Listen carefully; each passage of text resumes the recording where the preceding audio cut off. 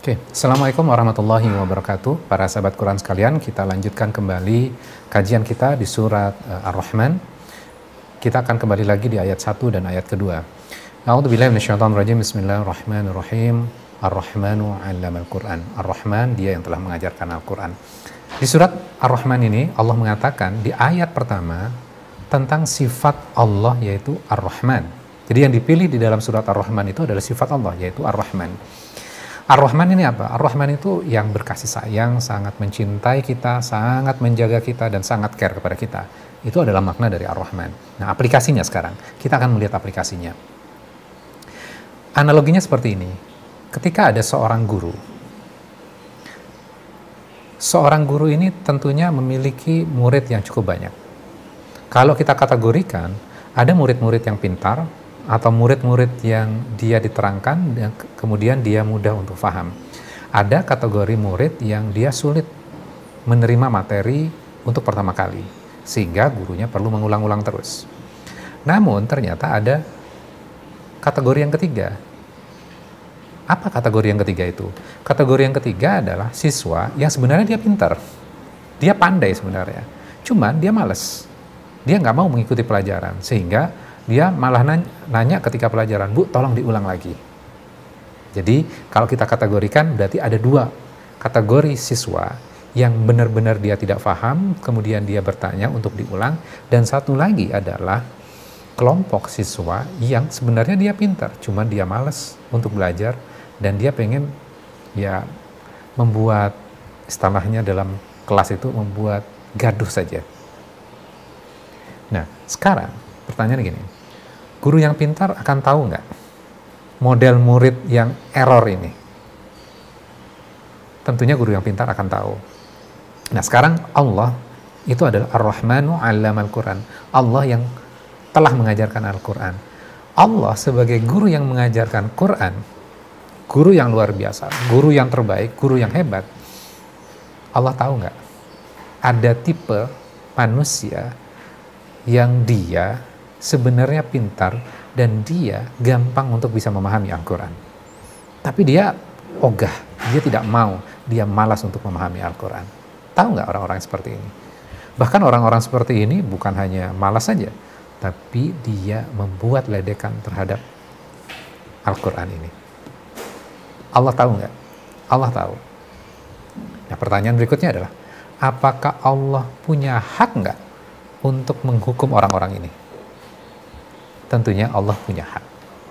Itu adalah hak Allah. Ini murid-muridnya luar biasa bandelnya, sehingga Allah punya hak untuk menghukum mereka. Pertanyaan berikutnya lagi, apakah orang ini Allah langsung hukum nggak? Tidak. Karena apa? Karena Ar-Rahman, karena Allah berkasih sayang. Jadi bagaimana Allah sangat care, Allah sangat cinta, bahkan Allah mengajarkan kepada orang-orang ini dengan waktu yang lama. Contohnya kepada Quraisy misalnya. Quraisy diajarkan Al-Quran bukan hanya setahun 2 tahun loh, puluhan tahun. Ayat demi ayat diturunkan, surat demi surat diturunkan oleh Allah. Supaya apa? Supaya mereka faham. Namun mereka menolak kebenaran itu. Allah sangat baik. Ketika mengajarkan Al-Quran, Allah tidak langsung menghukum orang-orang ini. Nah, sekarang kita lihat dalam diri kita. Ketika kita mengajarkan Al-Quran kepada orang lain, ketika murid itu tidak mengerti, ketika orang lain itu tidak mengerti, apa yang kita lakukan biasanya sebagai seorang guru? Kita lihat histori masa lalu kita ya. Ketika nggak ngerti murid ini, dia dipukul, pakai rotan, pakai macam-macam, pakai penghapus, dilempar penghapus kepada murid-murid yang nggak ngerti-ngerti ini.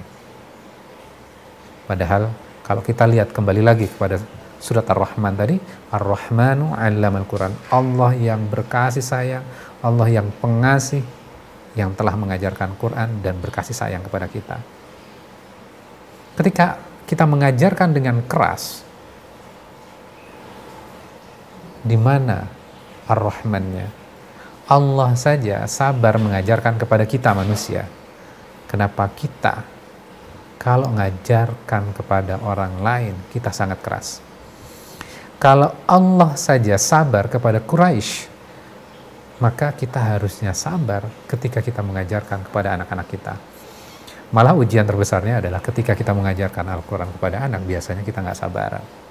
Maka ketika kita melihat kembali lagi kepada surat Ar-Rahman ini, Ar-Rahmanu 'allamal Quran, harusnya itu menjadi landasan kepada kita untuk kita berkasih sayang, untuk sabar ketika kita mengajarkan Al-Quran.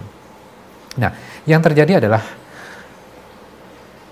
sangat sedih ketika melihat seorang anak, dia takut sekali untuk mengulang membaca Al-Quran. Kenapa? Dia punya trauma. Trauma apa? Dia dimarahin oleh gurunya. Dia dimarahin oleh ustadznya. Sehingga ketika dia membaca Al-Quran, ketika dia menyentuh Al-Quran, ada psikis, ada rasa dalam hatinya yang membuat dia ada rasa ketakutan yang luar biasa. Sehingga dia tidak mau menyentuh Al-Quran ini.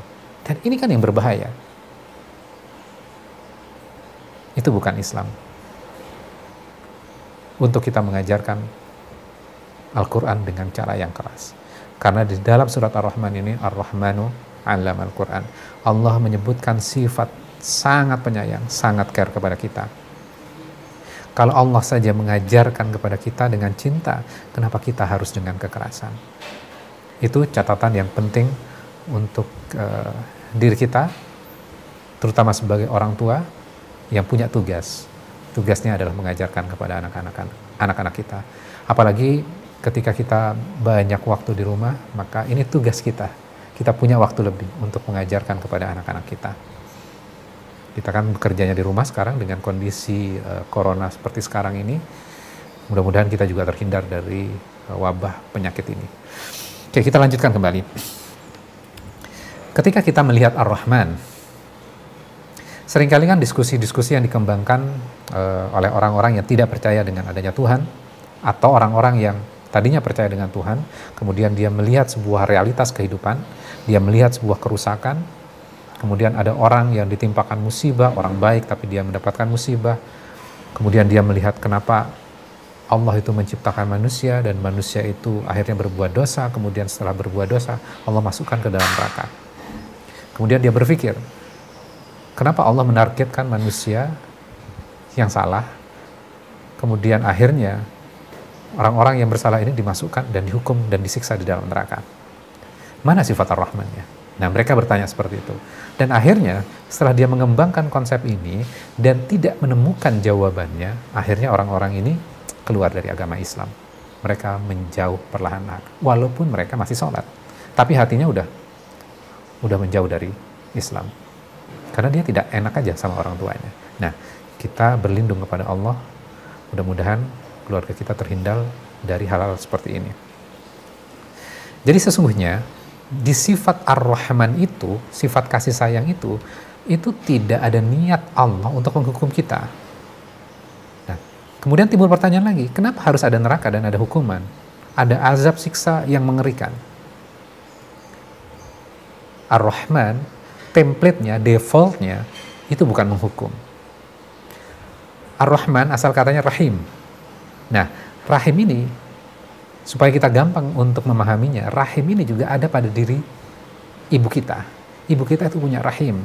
Seorang ibu yang memiliki Rahim, ketika dia hamil, dan dia mengandung bayi ini, sang ibu sangat cinta, sang ibu sangat menjaga bayi yang ada dalam kandungannya dia. Dia makan makanan yang bergizi, dia merasakan ketidaknyamanan, yang dipikirkan adalah bayinya. Ketika dia keluar rumah, dia selalu memikirkan bayi yang ada dalam kandungannya ini. Dan akhirnya bayi ini setelah 9 bulan dalam perlindungan seorang ibu ini, akhirnya keluar. Lahirlah seorang bayi ini. Nah, apakah bayi itu membuat ibunya menderita enggak? Membuat ibunya menderita. Penuh pengorbanan. Bahkan nyawanya menjadi taruhannya. Apakah anak yang kecil ini, yang ada di rahim ibunya, memberikan cinta kepada ibunya enggak? Tidak. Tapi ibunya membalas apa? Dengan penuh cinta kepada anaknya ini. Walaupun nyawa taruhannya. Dan ketika sudah melahirkan, ibu nggak pernah cuti loh untuk menjadi seorang ibu dan terus merawat bayinya. Tengah malam dia bangun, dia memberikan cintanya kepada anak ini. Nah, sekarang kita lihat. Bayi ini ketika lahir, apakah mengucapkan terima kasih kepada ibunya? Enggak. Tidak. Bayi yang baru lahir ini, dia ngompol. Ketika malam hari, malah nendang muka ibunya. Ibunya malah tersenyum, ibunya malah senang dengan hal seperti itu. Anak saya lucu ya. Nah, ini adalah ekspresi dari seorang ibu yang sangat sayang, sangat cinta kepada anaknya. Ibunya tetap memberikan cinta. Nah, sekarang kita lihat rahmat Allah, ar-Rahmannya Allah, sifat kasih sayang Allah, sama nggak dengan makhluk? Sangat berbeda. Tadi saya memberikan ilustrasi supaya kita dapat feel-nya, bagaimana cinta seorang ibu kepada anak. Ini Allah terhadap makhluk yang diciptakannya. Pasti Allah sangat sayang, melebihi cinta seorang ibu kepada anaknya. Bahkan ketika kita tidak pandai berterima kasih, melanggar aturan, tapi Allah terus memberikan cintanya kepada kita, memberikan banyak nikmat kepada kita. Itu adalah Allah Ar-Rahman kepada kita. Dan satu topik lagi nih. Hukuman seorang ibu kepada kita, sepanjang ibu kita masih berbicara kepada kita, itu masih enak. Tapi kalau seorang ibu, dia marah dan tidak mau berbicara dengan kita, kita akan merasakan kita akan nyaman nggak dengan kondisi seperti itu? Tentu tidak. Kita serba salah. Kondisi kita tidak enak.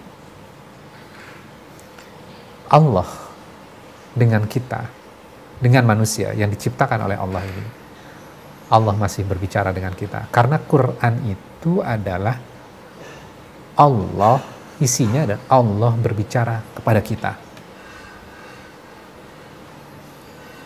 Kapan Allah menghinakan kita? Ketika Allah tidak mau berbicara kepada kita. Loh, Al-Quran ini Allah sediakan untuk kita, untuk Allah berbicara kepada kita. Berarti Allah masih sayang kepada kita. Namun, kitanya saja yang tidak mau mendatangi Allah. Kitanya loh, yang durhaka kepada Allah. Yang tidak mau mempelajari Al-Quran ini. Jadi mudah-mudahan ini bisa menjadi pelajaran untuk diri kita. Bagaimana kita bisa memahami sifat kasih sayang Allah yang luar biasa, yang sangat cinta kepada kita. Mudah-mudahan dari sifat kasih sayang Allah ini, kita juga bisa meneladani ya sifat kasih sayang Allah ini dalam kehidupan kita ketika kita mengajarkan Al-Quran kepada anak-anak kita juga. Demikian, mudah-mudahan ini bisa memberikan manfaat. Wabillahi taufiq wal hidayah. Wassalamualaikum warahmatullahi wabarakatuh.